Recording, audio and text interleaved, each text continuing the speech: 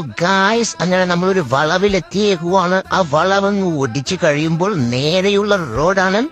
ആകാശത്തിന് തൊട്ടു താഴെ നിങ്ങൾ കാണുന്നുണ്ടോ സുഹൃത്തുക്കളെ, ഒരു മല. ആ മലയുടെ പേരാണ് മല. അപ്പൊ അത്രേ ഉള്ളൂ ഗായ്സ്. Okay, thank U.